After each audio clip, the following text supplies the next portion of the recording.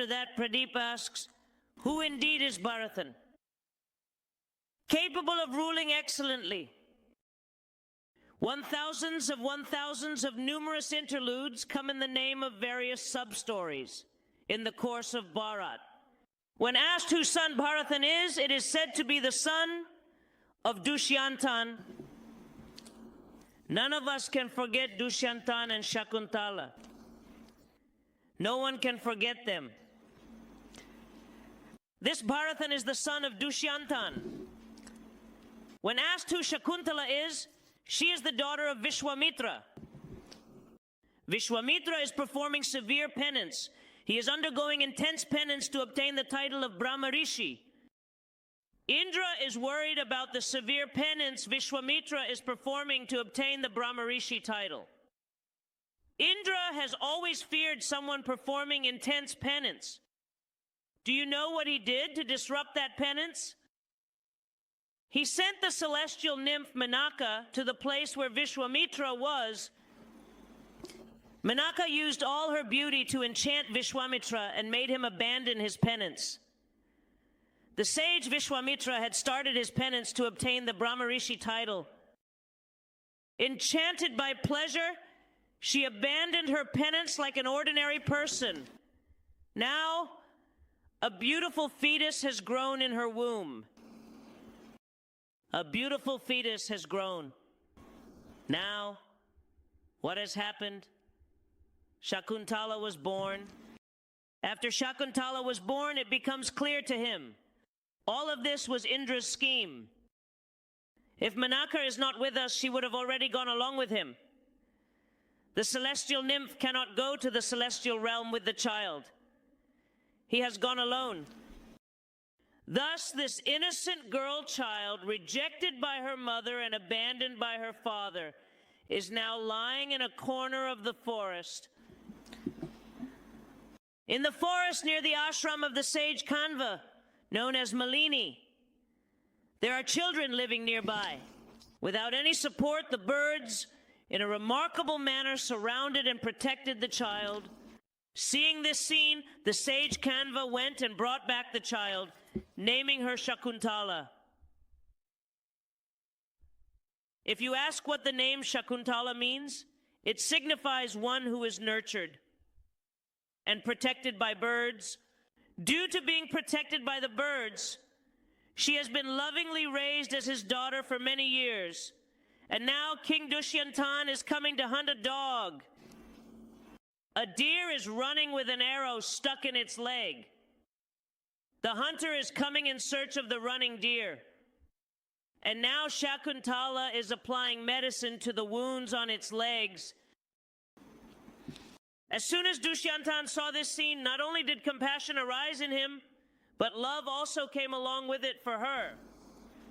Shakuntala also fell in love with Dushyanta's beauty. For many years, the two of them were in that forest. Having performed a Gandharva marriage, they become happy with each other without anyone knowing. As a result, Shakuntala finds herself in a state of carrying a beautiful child in her womb. As the days passed, Dushyanta had to leave for the palace. He said, I will return and take you with me. Until then, wear this ring as a reminder.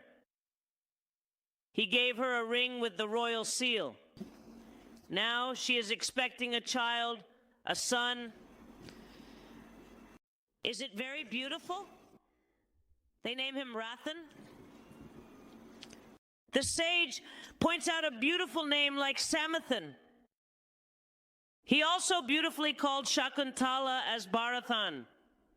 She is waiting for Dushyanta, thinking he will come tomorrow or the day after.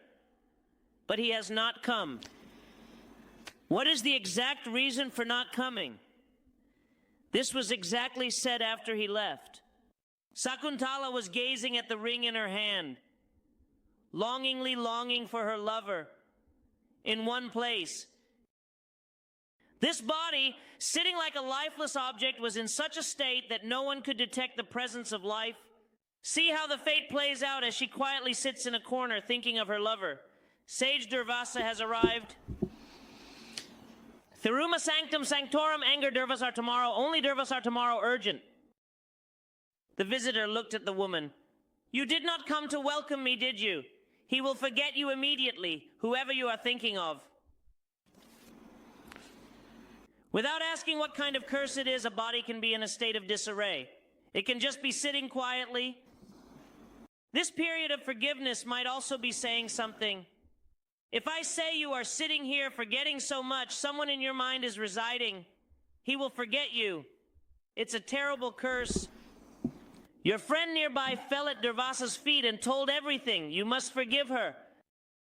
Durva thought about it now, but was he in a hurry?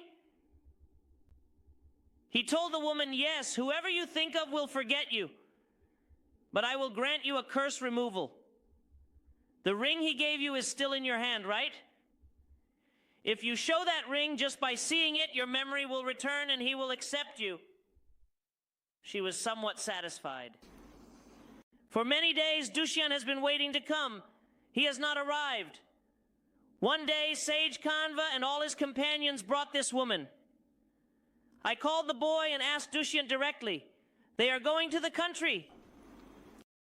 Dushyanta has now given advice. This woman says, I will go with my son. Even if I am forgotten, no other woman should suffer such cruelty in life. Holding a child in her hand, she said to her husband, I am your wife. In a situation where proof can be provided, we should not even come to a compromise. I am your wife. This is your son. He truly does not remember him. What can he do? The curse of Durvasa is looming ahead. I have not seen you, nor have I interacted with you. If I said that because of the curse, if there was no curse, he would definitely not have said it that way. Today, no one has cast a curse, yet she has committed sins without fear. We haven't seen her. All those sins will eventually be lost somewhere. How many times will he rise after sinking without money? You can say that I don't know, but due to the curse, I didn't know that this is your child, holding the child in her hand as before. If you go alone to a forest area near that ashram and are with the children, Dushyanta won't come. God has decided that an event should happen. It will happen somehow. No matter how many trials, pains, or sufferings there are, even if we are beaten, it's fine. I have decided that God will protect us, but no one can stop that. Look at what happened. To see the matter with the sage and the companions, if the child is held in hand and flies away, there are 16 paths to reach Shakuntala. That way can lead to that concern. It's truly a gift. When they all go up looking at the beautiful river, if we dip our hands in the water and play, we will have that habit and go somewhere. When going, if there is water on this side or that side, we will dip our hands in it. Many people will say, don't put your hands in the water. The crocodiles inside will pull you. If we look at this water, we will have a desire. Just like that, what did she do? While playing in the water, we went to that gift.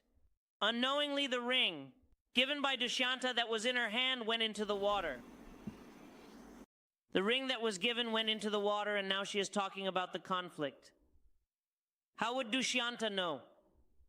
If she shows him the ring, he might remember, but there is hardly any chance of that. But if God has decided to protect someone, it is enough for us to have the faith that he will come running to save, regardless of the circumstances. In that, a fisherman casts his net catching fish. This conflict will get caught in the net. If you take that ring, there is a royal seal. So if this is the property of a king that we have taken and run away with, even in that, Bharata conveys a great meaning. Don't covet someone else's property. This is another property. And having decided that, it has no right to be enjoyed. Have you brought it and given it to your family? Only after crossing 150 rupees on the way. In those days, there shouldn't be any money lying around on the street. It shouldn't be brought home. It should be taken and put in the temple donation box. Are you someone who is just a show-off? He will create a fuss if he has too much. Is he someone who throws things away just to avoid problems? Will he definitely become a big wealthy person? Did he get entangled because he coveted someone else's money? There is no history to that. He took the time to show that ring, sir. It has a royal seal, and it must belong to the palace's jewelry. Just look at it. As soon as I saw that ring, I remembered Shakuntala. The moment that memory came to me, the celestial beings showered flowers. The matter is that your wife is Shakuntala, and your son is Bharata, as the disembodied voice said. They ran away. The husband is searching for his wife and children, running through the entire forest. No one is at the ashram of the sage. He is wandering around searching everywhere. At one place, he meets a young man. Do you know what that young man did? He caught a lion and was counting how many schools there were by looking into its mouth. He caught a tiger and was looking inside its mouth to count how many schools there were.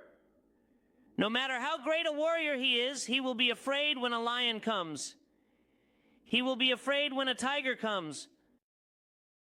He will fight from a distance, but if he brings the tiger close and fights with it, think about what it would take for a person to be in the mouth of a lion. Just imagine how great a warrior he must be. If he comes close out of fear, then he asks, "Who are you? What is your name?" He replies, "My name is Bharata." Did Ashwathama not show any words? If your name is Bharata, then he asked, what is your mother's name? I replied, "My mother's name is Shakuntala." He then asked, what is your father's name? I said, "My father's name is Dushyanta, but I have not seen him until now." The son, holding on, ran to where Shakuntala was. The three of them united and received the grace of God. And after that, he ruled with great power for many years. This is what we see as Bharata. After that, it was ruled by Hasty, hence it is called Hastinapura.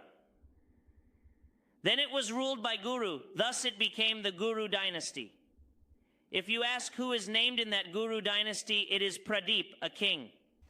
The son of that Pradeep is Chandana Maharaja. If you examine any king in Bharata, their lineage, their discipline, integrity, devotion, and valor are all filled with those qualities. There is no mention of any son of that Pradeep in this lineage. He appeared in that Guru dynasty. That Pradeep has been suffering for many years without a child. The one who suffered without a child visited the banks of the Ganges and sat on the Ganges bank, meditating for many hours with his eyes closed. He is meditating to seek the blessing of a child.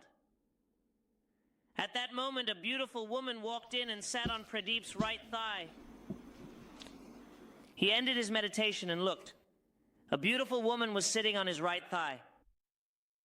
"Who are you, woman?" he asked. The woman said, "If I tell you who I am, will you not be meditating for a child? Have you not been suffering without a child for many years? Marry me. I will give you the children you desire. If I say this, mother, you must forgive me.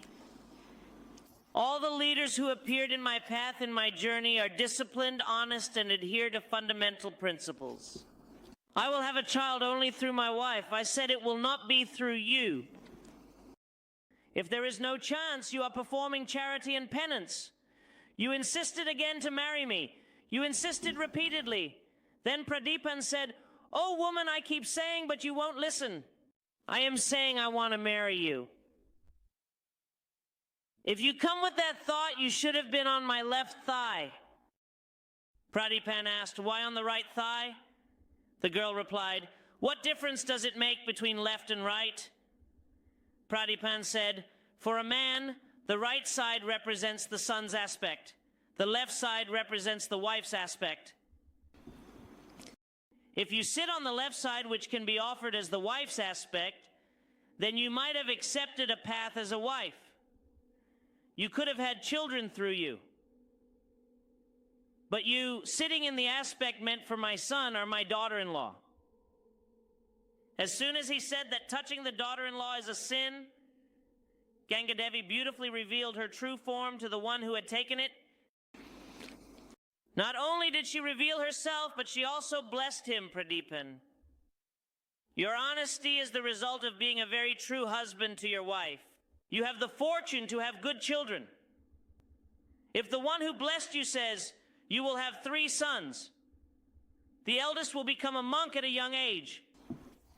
The 3rd child will not be in this world. The 2nd will be a child. A child will indeed be born who is truly devoted to ruling with very highly noble thoughts and is filled with compassion. Yes, after growing up into a young man, he will certainly meet me at the banks of the Ganges. Not only will he meet me, but he will also develop a truly overwhelming love for me. I will tell him what else he needs to do to marry me in the way that pleases me. Tell him to agree. If you say that in his youth he thought of meeting a woman on the banks of the same Ganges River and wanted to marry her, then that woman should bow to all the commands given and be told to marry her. If she refuses to speak, that woman will not live long with him. I beautifully told Pradipan in advance about what would happen behind that news. Just like the desire of the Ganges, 3 beautiful sons were born along with the wife. The eldest child is named Devabi. But shouldn't the eldest child be the ruler? However, unexpectedly, he developed a skin disease.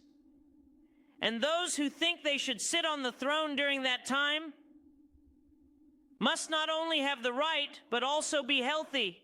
Only if he is healthy can he adorn the royal throne. Now, due to the skin disease, he cannot be entrusted with the rule. There is no 3rd child. The 2nd child is named Chandanu Maharaja. It is Sandanu Maharaja who is now being crowned. He is sitting on the throne due to the grace of his brother, who wished not to continue in this rule because of the skin disease that arose. Therefore, he left the country and went into the forest to undertake asceticism and begin penance. Now, Sandanu Maharaja is ruling very beautifully. He is indeed ruling excellently.